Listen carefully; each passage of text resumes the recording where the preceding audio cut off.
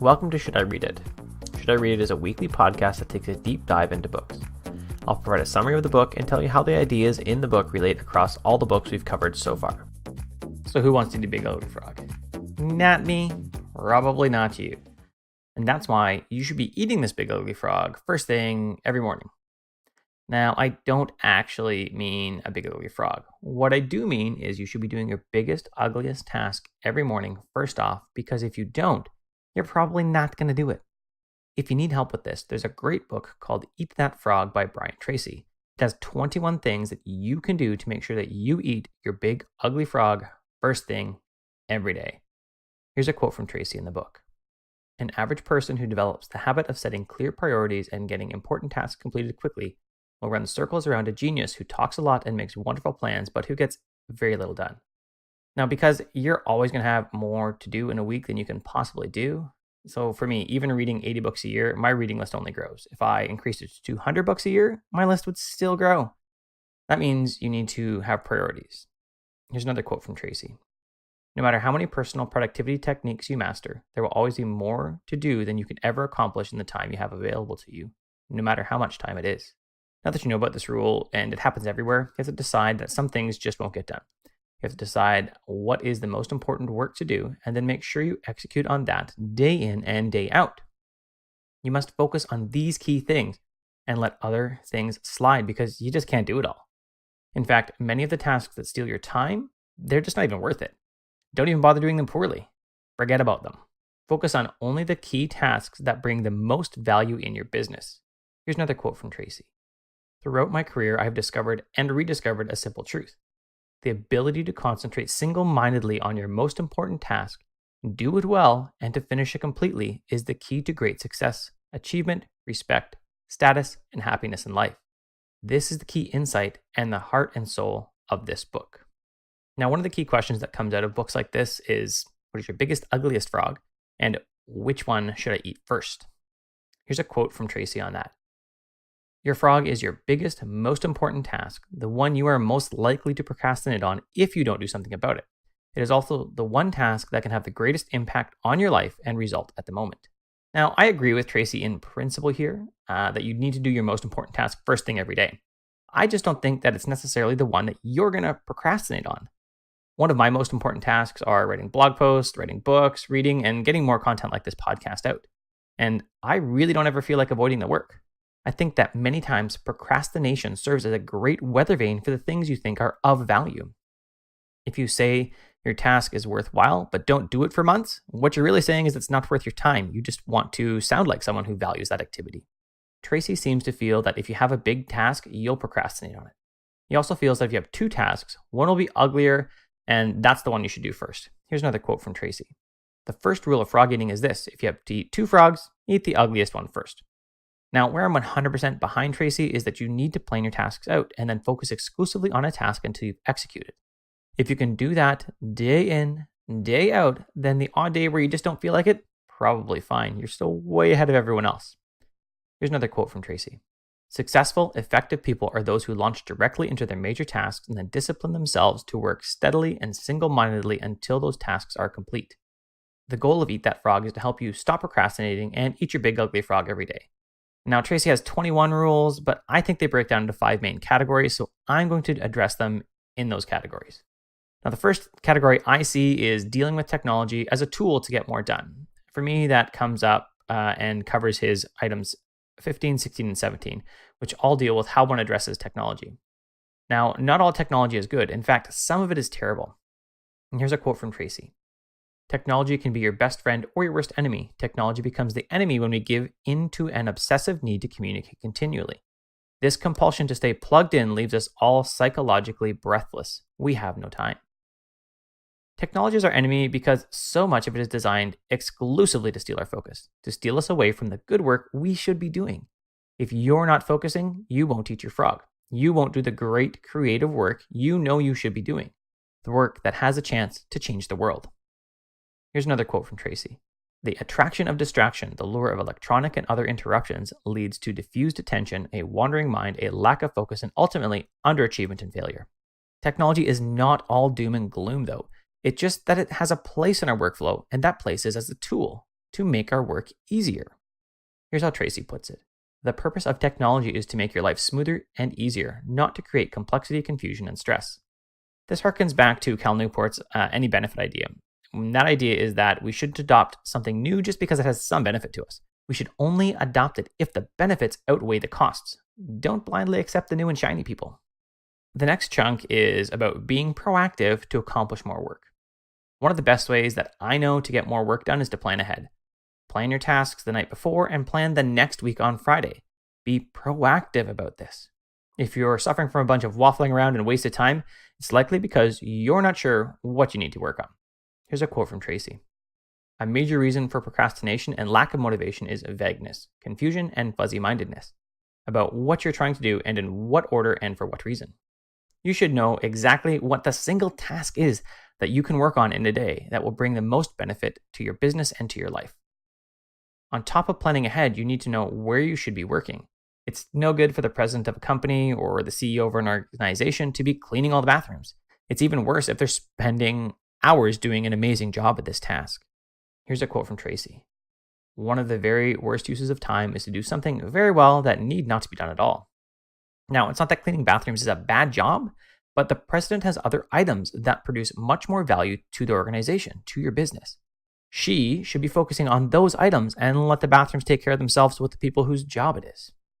The next big category is only doing the tasks that bring the most value. Now, all time is not the same. You need to manage your tasks based on the energy that you have. I know that if I start my day with email, social media, then most likely the rest of my day is shot. I focus my effort in the mornings on the tasks that are most involved and the most solitary. Recently, I decided to suck at every other part of my job for a week while I worked on a video course for Asian efficiency. I spent 3 days only working on it because when I asked myself what was the only task I needed to do to make the rest of my job easier or irrelevant, it always came back to that task. That's a modification of the question from a book called The One Thing. Now, here's another quote from Tracy. Often a single task can be worth much more than all other 9 items put together. This task is invariably the frog that you should eat first. It was by far the task that had the highest possibility of bringing value to my business. I created large chunks of time to focus only on one task so that I could do it well. I did it so well that they didn't actually even have edits for my videos.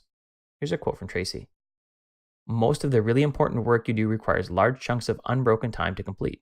Your ability to carve out and use these blocks of high value, highly productive time is central to your ability to make a significant contribution to your work and to your life. If you want to get awesome stuff done, you need to be willing to say no to so many things. You need to have long hours of focus so that you can get awesome work done. The next category is thinking about your tasks and their consequences fully.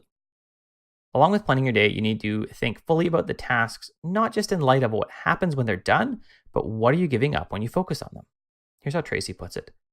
The mark of a superior thinker is his or her ability to accurately predict the consequences of doing or not doing something. Like I said earlier, I decided not to do email and client work for an entire week. I figured I might annoy a client because I didn't respond to them, and I decided that it was totally worth it for that week. You know what it turned out?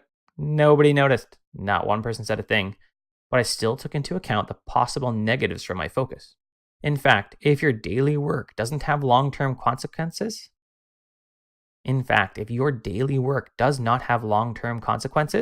you're likely doing something that's not valuable at all.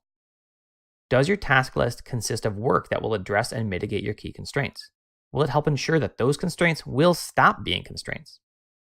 If you don't have enough people that follow your content, which items on your list are only about expanding your audience? If there are none, then you're not addressing your key constraint. Now that you have a task that addresses your key constraint, how do you break it down so that it's manageable? So something like more readers of my site is not something you can do. Something you can do is make a list of sites to guest post on. That's something I can handle. That's something I can actually accomplish. You must slice my tasks down into little components that are actions. Now, if you're suffering from procrastination, it's likely you don't have a clear focus for your work. You're not sure what that next step is. Once you know that, it's all about getting things done. Here's a quote from Tracy. Perhaps the most outwardly identifiable quality of high-performing men and women is action orientation. They are in a hurry to get their key tasks completed.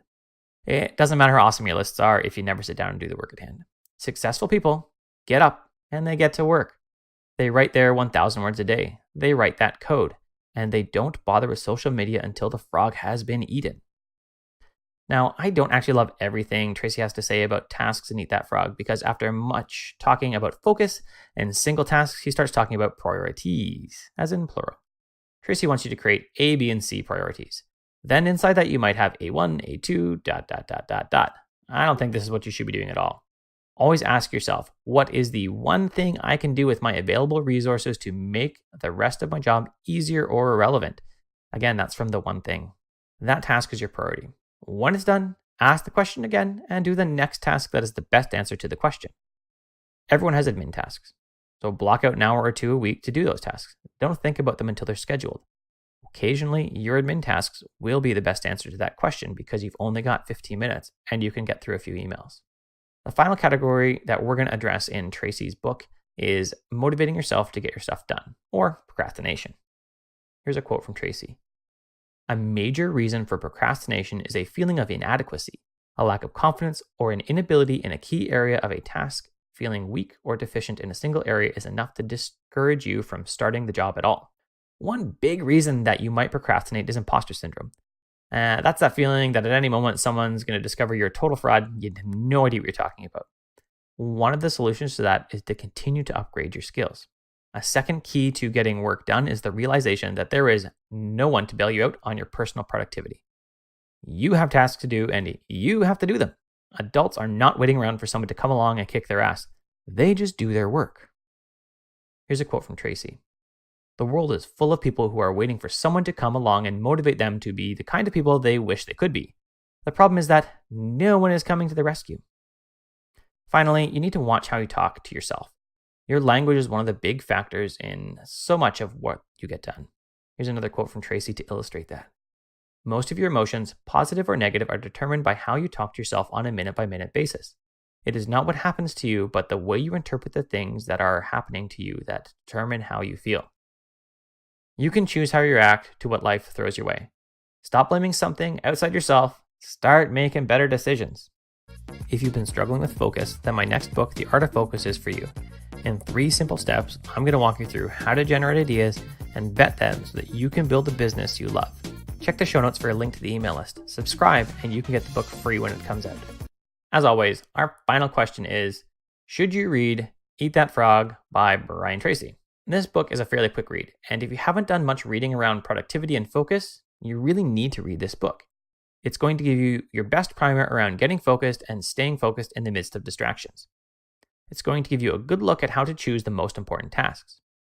Now, if you have already read books like The One Thing, Deep Work, and 12-Week Year, you may feel that Eat That Frog barely scratches the surface of the topics at hand. In that case, head to the library, read the conclusion of the book. It summarizes every point. Then you can decide if you need to invest the time in reading the whole book.